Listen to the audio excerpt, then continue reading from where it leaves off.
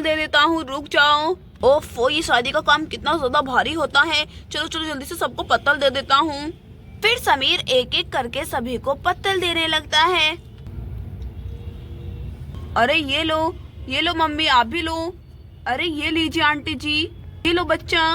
अरे मैंने सभी को पत्तल दे दिया है, अब जल्दी जल्दी से सारा खाना मंगवा लेता हूँ। अरे राम जीजा जी जल्दी से लेकर आइए जीजा जी।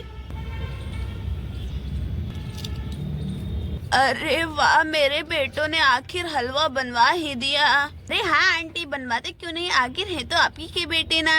अरे सब लोग अच्छे से खाओ, खाना शुरू करो भाई। कब खाओगे? जल्दी जल्दी खा लो, कुछ और जरूरत हो तो हमें बुला लेना, तब तक हम दूल्हा और दुल्हन को दे देते हैं। चलो भाई। फिर दोनों वहाँ से ऐसा बोलकर जाने लगते हैं। अरे भाई क्या हुआ, खा क्यों नहीं रहे हो? खाना अच्छा नहीं बना है क्या? अच्छा रुको, मैं बोलता हूँ कि तुम लोगों के लिए गर्मा गर्म लेकर आए। और सिमरन की शादी में बना है कढ़ी चावल, हलवा पूरी और पकौड़ी। सब लोग खाना खाने लग जाते हैं। अरे आज कितने दिनों के बाद कढ़ी चावल खाने को मिल रहा है। इतनी दूर से तो मैं खाना खाने के लिए आई थी। ये न जाने चिंकी कहाँ पर है, बोल देती कि ढेर सारा खाना खाए। अरे मुझे पता है मम्मी, आपके दिमाग में क्या चल रहा होगा।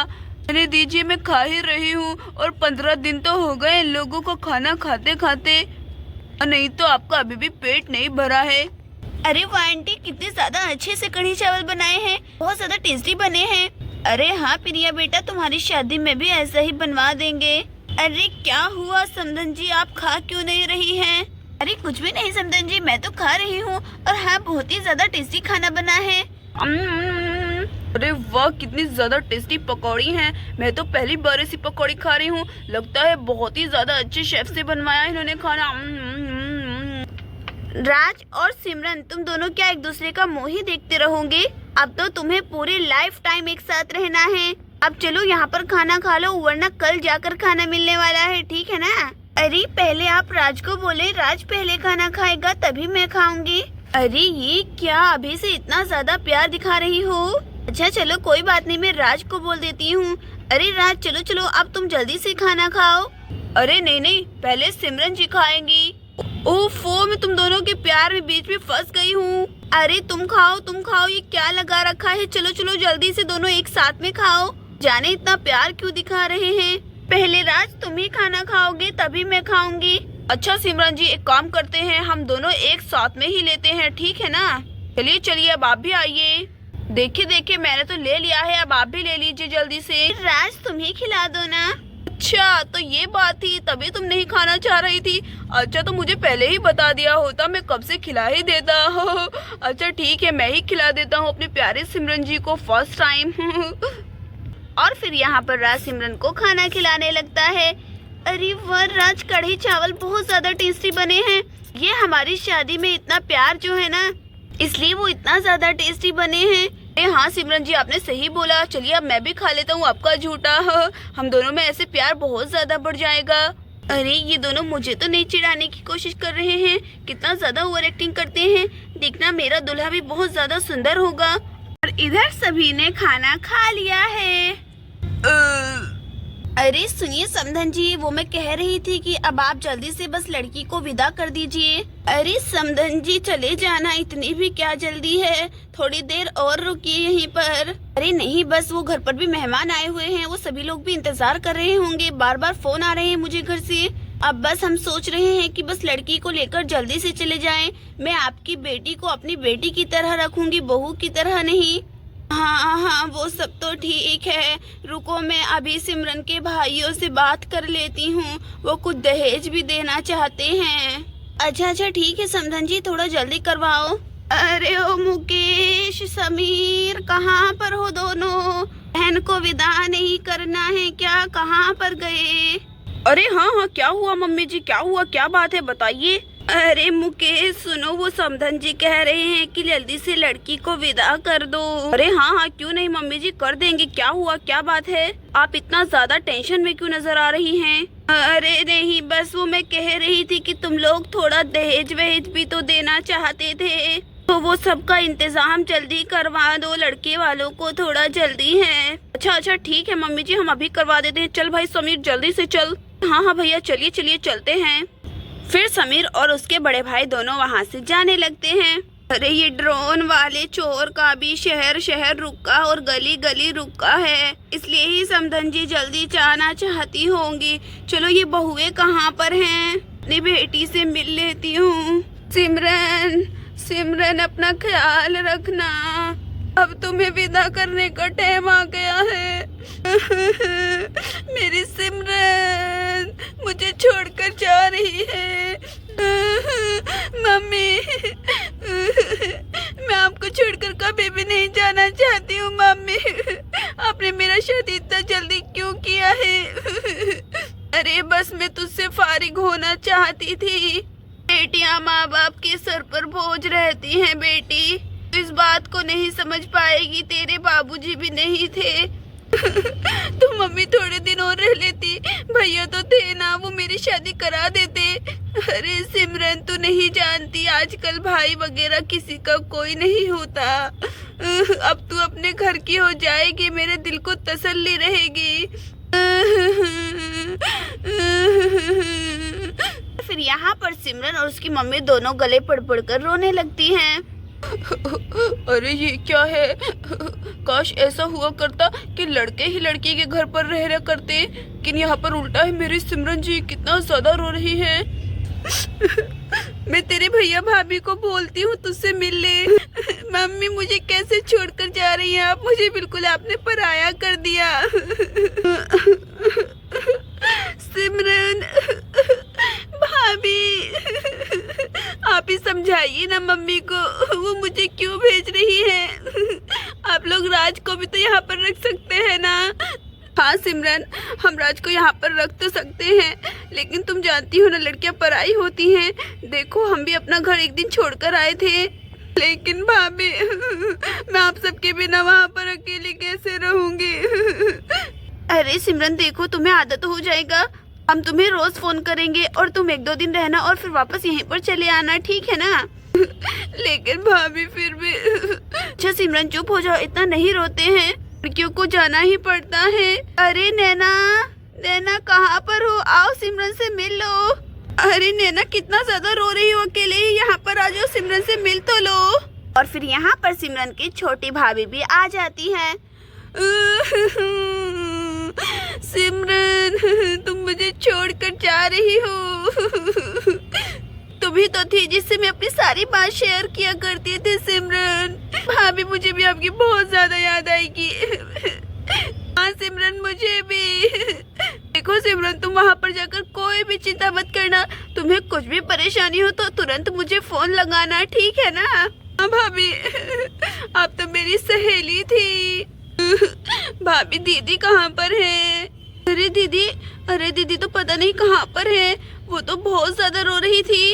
रुको मैं अभी सभी को भेजती हूँ, बच्चों को भी तुमसे मिल ले।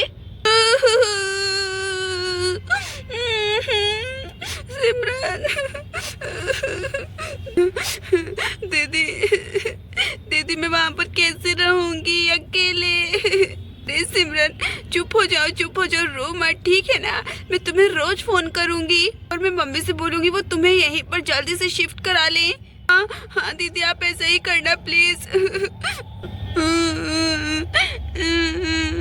बुआ अरे चटपटे बुआ, मेरा होमवर्क तोन दिलाई था और मुझे आइसक्रीम दिलाता तोन लाया था।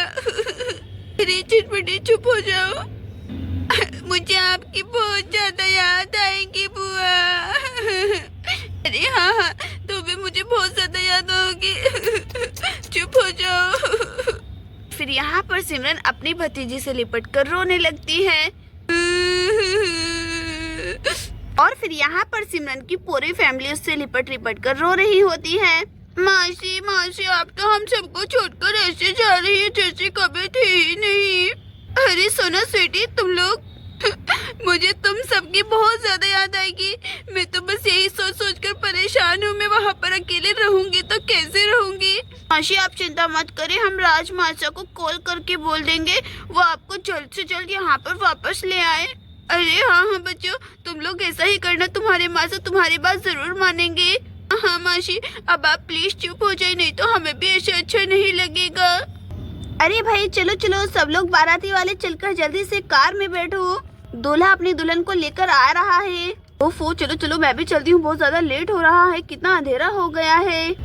अरे सिमरन जी चलिए चलिए, अब आप सभी से मिल लिए हैं, अब आप मेरे साथ चलिए, मैं आपको 1-2 दिन में वापस ले आऊंगा।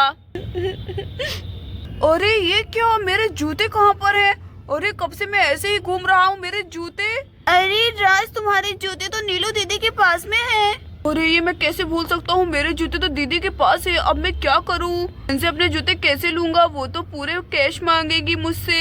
अरे हाँ राज, तुमने एकदम सही बोला है। ये देखो, अगर तुम्हें जूते चाहिए तो अपने सालियों को कुछ ना कुछ तो देना ही पड़ेगा।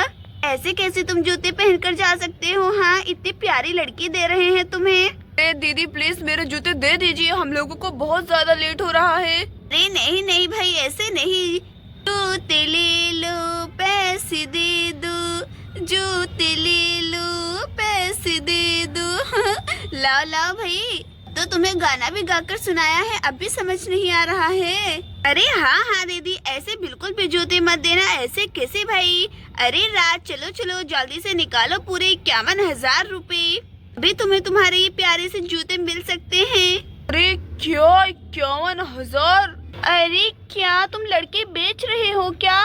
पूरे 51,000? अरे राज दे भी दो, 51,000 कुछ ज्यादा है क्या? तुम्हें जूते नहीं चाहिए क्या? चलो जल्दी से मेरी दीदी को 51,000 रुपए दो, ऐसे भी तुम इतने दूर से आ रहे हो। अरे राज कोई बात नहीं, अगर तुम्हें नहीं देने हैं तो रहने दो, जब तुम्हारे पास में होंगे तो दे देना। चलो चलो सीधा हम लोग चलते हैं। राज को अपने जूते वापस ही नहीं चाहिए तो हम क्या कर सकते हैं? अरे अरे रुक जाइए प्लीज रुक जाइए, मैं देता हूँ, मेरे जूते वापस चाहिए, मुझे अपनी दुल्हनिया को लेकर जाना है। अब आया ऊंट पहाड़ के नीचे। ये लो राज, लाओ लाओ जल्दी से, पहले पैसे निकालो। अरे हाँ हाँ रुकिए, देता हूँ। अरे ये लीजिए। अरे तुम्हारा शुक्रिया राज। दीदी चलिए राज के जूते दे दीजिए, बेचारे ने पूरे 51,000 रुपए दे दिए हैं। लो ये, अब मजा आएगा। अब हम लोग दोनों मिलकर बांट लेंगे। ये लो राज, अब तुम अपनी दुल्हनिया को लेकर जा सकते हो, और हाँ मेरी बहन का अच्छे से ख्याल रखना, ठीक है ना, वरना तुम मुझसे बहुत ज्यादा पिटोगे। और सिमरन तुम्हें राज कुछ भी बोलता है तो मुझे बता देना एक कॉल करके, ठीक है ना? अच्छा चलो मैं जाकर देखती हूँ, पूरे 51,000 रुपए तो है ना, वो सीधा सीधा दिखाओ मुझे। अरे आखिर मेरे जूते मुझे मिल ही गए। चलिए सिमरन जी, अब चलिए मेरे साथ में, आप मेरे घर पर, ठीक है ना? चलिए आ जाइए जल्दी से, मैं अपने घोड़ी पर चढ़कर बैठता हूँ तब तक। फिर राज ऐसा बोलकर चला जाता है।